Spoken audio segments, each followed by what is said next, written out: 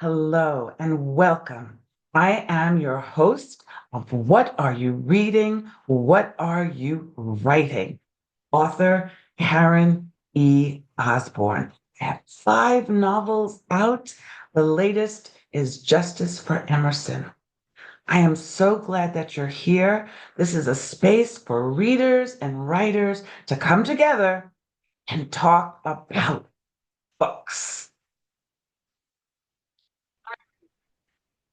So I get to introduce you to Christie Caliendo.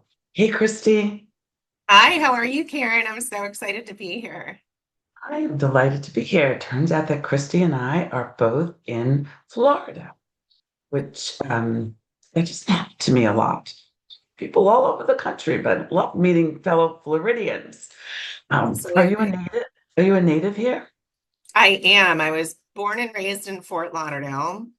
And, back then, not to age myself, but, there wasn't even really highways established yet. So going to visit my grandma in Tampa, you would take all these really cool, you know, 441 Dixie Highway back roads sort of thing throughout the state. And it just really gave me such a incredible appreciation for not only South Florida, but greater Florida as well. Great Florida. It's a big state. It's a big one. It's People say, long. "Oh, I'm going to be in Jacksonville. Could you drop by?" No, that's that's 4.5 hours away. So Yeah, it takes an entire road trip just to get out of Florida from the south. it does. It does. So Florida has a big role in your book, Lesser Haven. But before I ask you to give us the premise of the book and talk about the setting, which I think is very intriguing, um, is because I looked on the description of the book and it Uh-huh. says that it is Southern Gothic. Now, first of all, do you agree with that? And if so, what the heck does that? What is that? It's funny because as you and other writers know, when you get into the publishing side of things, you now have to think about genres and what categories your book falls into. And I narrowed it down to like suspense thriller, and then you get all these fun subcategories. One of them was Southern Gothic, and it identified as that. And I started looking into that. And I'd heard Southern Gothic before thrown around, but didn't really know what it was. And it's one of my favorite word combinations now because I think it, paints such a, picture, and it's almost an emotion. Southern Gothic to me is that, you're definitely thinking of swamps and Spanish moss and old graveyards and, cool things like that. But it's an unsettling emotion almost where you're like, this is gorgeous, but I think something's wrong. Things going on. Something's Yes. witchy. Yeah. Yes, yes, yes. So you have written this book, Lesser Haven. Do you have the book handy? I should have asked you that I earlier. do. I do. Here we go. So let's look at this great cover. You're going to have to move it a little over in front of your face only because of the blur. Oh, Nope, yeah. that's not working. That's not I can working. take the blur off. Let me see Yeah, if because we I can't can. see. It's such a great cover. Yeah, I would love to. Hold on. Let's see. Here we I go. definitely want to show you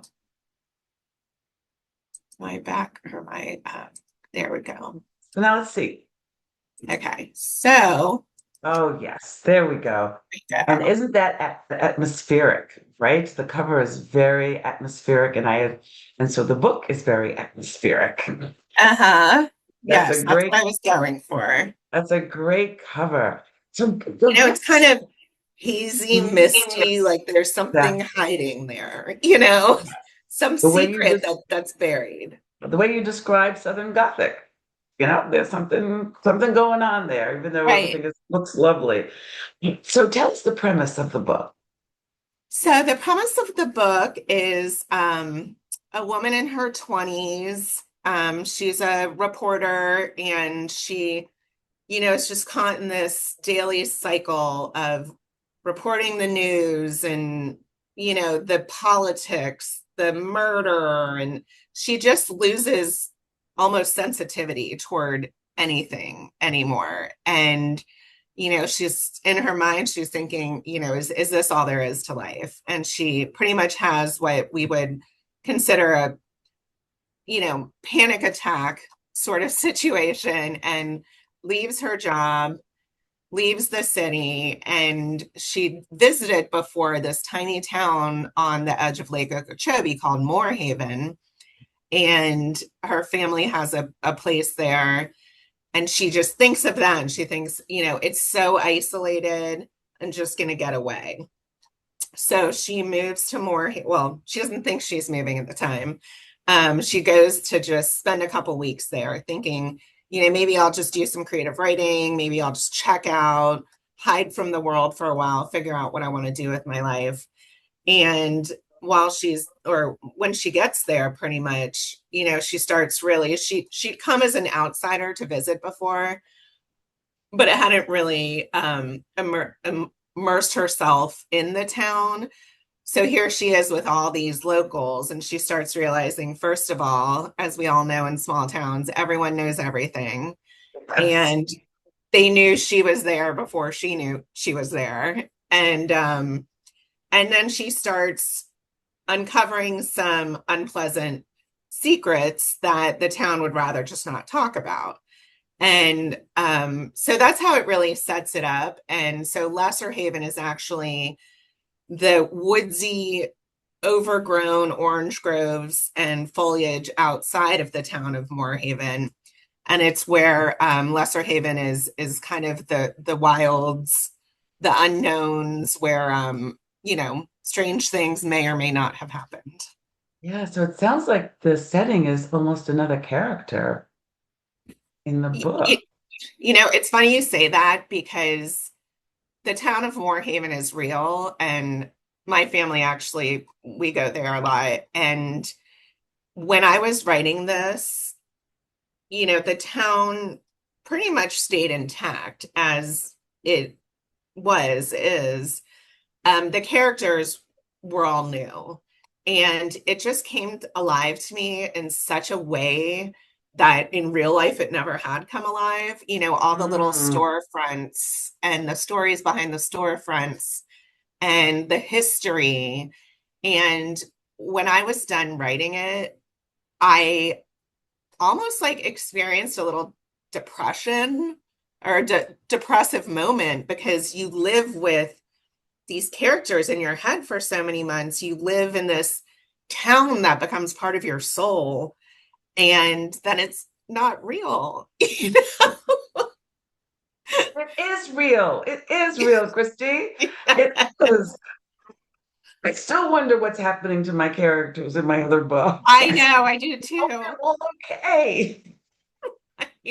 That's so So funny. now you shared that you that picking this place, that you love Florida, that you love the state of Florida, and so this was someplace you visited on a regular basis. Let's talk about the women, the Mhm. two your two main characters, Sure. and sense of them as people. Mhm. Yeah. So, the main character, Callie, I think that um, she reflected me a lot when I was in my 20s and had this zest for life and this fearless approach to I can do anything. I think when she moves to this town, she doesn't lose that, but she starts realizing that, you know, her way isn't always the highway, that there's this extreme embedded culture that is bigger than she is, that she has to contend with. And, in writing this, it's I really hoped that the locals in Moorhaven weren't offended by Mm. anything I wrote, because I absolutely never meant to do that. And I have so much respect for the heritage and the culture that they've been able to maintain. And I think it's interesting to put Callie, the main character, in this because she's coming in with a completely different outlook and perspective on what life looks like. And she's really, shown that it's not the way that she's always thought it is. Yeah, yeah. And then the young woman that comes along with, she's a teenager. Mm-hmm. Tell us about her. Well, and she's, both the victim and in my heart, such a hero in this book. And she's been through, talk about Southern Gothic, really some of, the most unsettling experiences, generational trauma, just hidden and isolated from any outside perspective or anyone in the world, really. And, to me, she's this really interesting mix of, pure innocence. You've got someone who is just a blank slate when it comes to discovering the world. Callie is really the first person she meets that she can talk to and learn things from. And Hmm. Callie, sneaks her away sometimes for some fun side adventures, and she really gets to see the ocean and go on an airboat and all these things that she's just never been able to do. And to meet people who care for her, I thought she was a great mix of that innocence and then a really shocking strength and resilience that I think we all hope we would have in the worst of situations, but don't know if we would have, and she really needs this incredible strength to get through what she's going through. And then, you know, I hope that the book leaves you with the sense that she's incredibly resilient and will be able to get through what comes her way. She'll be okay. Yeah, she'll be okay. Yeah. And how old are the two women? Callie's about 26, 27, and Sandy is 17. 17. Okay. Yeah. Wow, that is very, very intriguing. Tell me, when you writing it, did Hmm. you discover anything about yourself that you didn't know before? Did it, or reveal or reinforce something that you did know but you'd forgotten? It's interesting because the writing and the publishing process were actually many years apart. So that's a funny story in and of itself. But the writing, I actually heard one of your authors the other day or on a past episode say she was talking about how she went out into the woods to write poetry and she was sitting there waiting and she said the words that were given to me, and I just thought that was so right on because this book, and I hope that all my future books will be the same. I don't think they will, but it really, once it was born in my head, I couldn't get it out fast enough. And it, I've been writing my whole life. And I think this book really showed me how magical it all is, how magical writing is, that this existed in my brain and body and heart. And all I had to do was type as fast as I can to get it out to be read, and so I think, something I discovered about myself through the writing was just the magic. Um, and then the publishing, so it kind of sat on a shelf for many years. And then I when I'd first written it, I did the whole, send it to every agent in New York and wait 6 months for a kind rejection letter. And so then, I thought one day, I was like, I wonder what the whole self-publishing world is like. And so I looked into it, thought it looked doable. And at the time, I mean, of course, we would all love to be, number 3 on the New York Times bestseller list. But my whole goal, I mean, my entire life, all I've wanted to be was a book author. And my whole goal was to literally just hold it in my hands. I wanted to hold my book. And pretty equally, I wanted my mother to be able to put it on her bookshelf. So that was my only goal. And I did it, and my mom was thrilled. And I was thrilled to really hold it and look at it and know that I did that. But then out of the gate, the sales were just really great and beyond my expectations. And I started to get into, book clubs, and, the libraries would ask me to come do an author reading. And for the first, my son is 10 years old, and I've been a solo mom his whole life. And it's been the greatest joy of my life for sure. But for the first time in 10 years, I all of a sudden felt like an individual for a moment, like I had done something. That's not Um, somebody's mommy. right, exactly. And that felt really good. So I think those are the two things I learned. And it really gave me a boost to keep doing it. I'm a third of the way through my next book. There's other So things that's I I was going to want. ask you about that. I was Yeah, going to ask you about what's next. But I do want to just comment on your comment about magic, because it really is magic. It's that these people just live in our heads and yeah, talk to us and take us where they want to go. And it also is heartbreaking. Rejection is so darn hard. it is. And I remember when my first book came out, I said to myself, I lied to myself. I said, if this is all there is, it's enough. Like, this is so wonderful that I have a book out in the Uh-huh. world.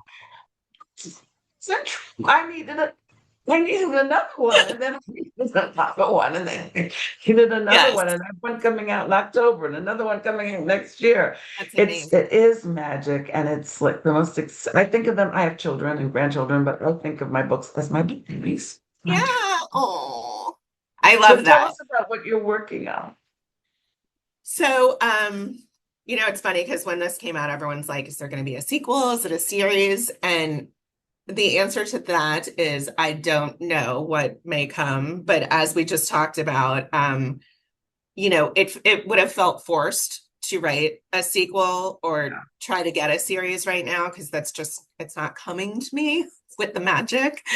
So the story that was really born in my head for the next one is very Florida based, and it's the premise is that there's 3 different really old Florida groups of people. There's the Stiltsville community of Biscayne Bay in Miami, the Key West Conks, and then the people who have island land out in the Everglades.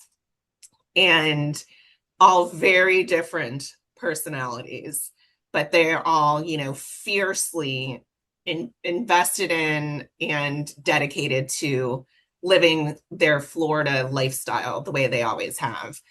And there come to be threats to all of their lifestyles that they have to come together as one united group to Mm, pretty much save old Florida and old Florida ways. wow, Yeah, that's so it's cool. so much fun to write. It's so much Wow, fun. that's so. This is historical fiction. It is. And it brings in some funny, like I don't know if most people know, Key West seceded from the United States many, many decades ago. And they, declared war on the United States, seceded, and then the next day they surrendered and sued the United States for war reparations. Didn't know that story. So it brings in a lot of, fun stories that just really paint the pictures of each of the communities. And Sounds wonderful. yeah, and then, it really does kind of get into some of the struggles that we are all experiencing now with development, with our water systems, Yeah. and you know, hopefully it'll inspire everyone in Florida to rise up and take back our Take nature, care of our land. Take care of the Uh-huh. land. Yes, yes, yes. Well, we only have a few more minutes.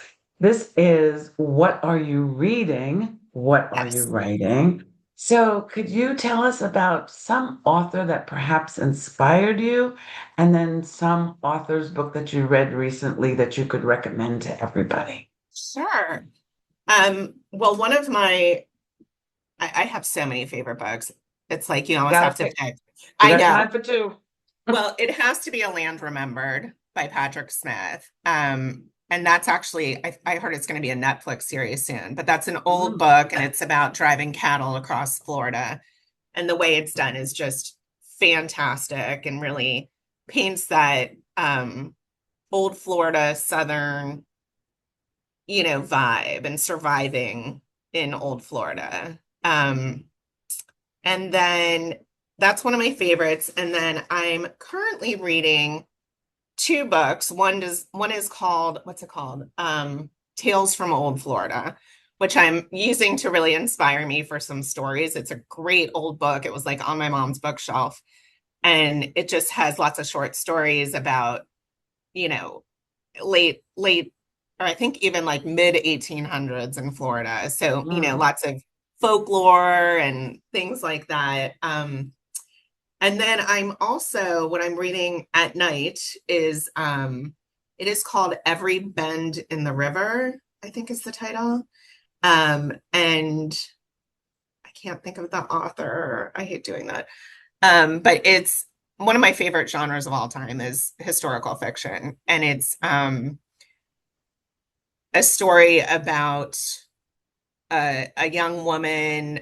It's around the American Revolution, and she's struggling to support her family. And then there's a parallel story about this Scottish soldier, and you know, I don't know the ending, so I can't tell you. But I really just on my Kindle when I'm done with a book, it's like suggest things for me, and I read them, and I'm like, that one sounds good. So it's great so far. Excellent, excellent. Well, everybody, you all know this, that you can find Christie's books on Amazon. You can find it on Barnes and Noble. You can ask for it at your local independent bookstore. You can go to the library and ask for it. But how could people find you? Where are you online? I think right now my most active place is probably my Facebook author page. So it's Mhm. Christie Caliendo author on Facebook. And that's probably where I'm most interactive with people. So that's the best place to reach out and say hi. That would be terrific. And when you do reach out, because I know you're going to go and check out this book. Let's look at it one more time, one last time. There it is, Lesser Haven. So I know you're going to want to read it. You're intrigued. When you finish reading it, please, please write a review. And then go on Christie's Facebook page and tell her that you met her on What Are You Reading? What Are You Writing? Until next week, everybody. Bye bye.